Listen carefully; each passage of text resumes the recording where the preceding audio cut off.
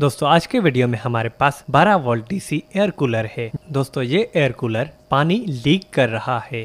जहां से हम एयर कूलर का पानी तब्दील करते हैं, जब एयर कूलर के पानी में बदबू हो जाती है, वहां से ये पानी लीक कर रहा है। दोस्तों से गुजारिश कि मेरे इस वीडियो को लाइक कर दें। दोस्तों आप देख सकते हैं कि नीचे पानी गिरा हुआ है, ये यहाँ से पानी लीक कर रहा है। और दोस्तों कभी कभार क्या होता है कि ये ढक्कन पानी तब्दील करने के वक्त कभी कभार दोस्तों से कहीं इधर उधर चला जाता है, फिर हमें नहीं मिलता। तो दोस्तों ये पूरा सॉकेट आपको मार्केट से मिल जाएगा। किसी भी हार्डवेयर के दुकान से आप इसको खरीद कर अपने एयर कूलर में लगा सकते हैं। लेकिन अगर आप चाहते हैं कि ये हमारा काम जल्दी से हो, तो आप क्या करेंगे, इस वीडियो को आखिर तक देखें। आपको समझ आ जाएगा कि आपको क्या करना है। दोस्तों से गुजारिश कि मेरे इस वीडियो को लाइक कर दें और चैनल को सब्सक्राइब कर दें, ताकि हर नए आने वाले वीडियो की नोटिफिकेशन आप तक पहुंचती रहे।